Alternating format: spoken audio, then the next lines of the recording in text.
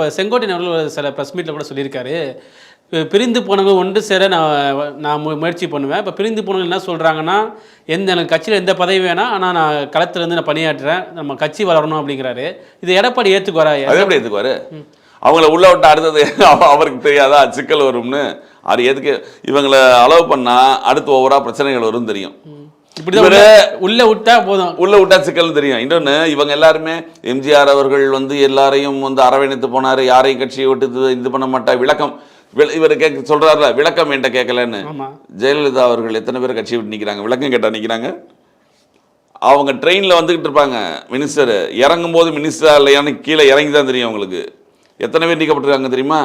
மதுரையிலேருந்து பாண்டியன் எக்ஸ்பிரஸில் ஏறுவாங்க, சென்னையில் இறங்கும்போது மினிஸ்டர் இருக்க மாட்டாங்க.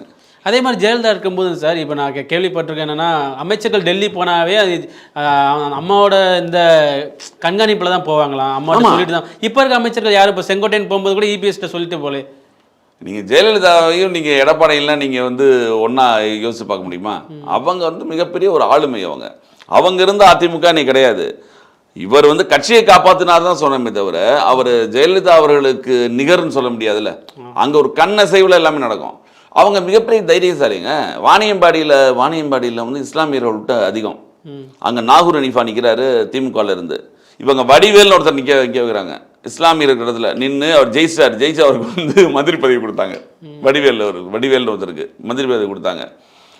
அவங்களுடைய தைரியம்லாம் இவங்களுக்கு வராது. இவர் கஷ்டப்பட்டு கட்சியை நான் தான் கண்ட்ரோல்னு கூட சொல்ல முடியாது, வைக்க முயற்சி செய்கிறார். அந்த மாதிரி நேரங்களில் இந்த மாதிரி ஆட்கள் அவர் இல்லாது மிகப்பெரிய நல்லது. அவரோட பாயிண்ட் ஆஃப் வியூவில் பார்த்தீங்கன்னா, செங்கோட்டையனை எப்படா வெளியே போவார்னு யோசிச்சுட்டு இருந்தார்.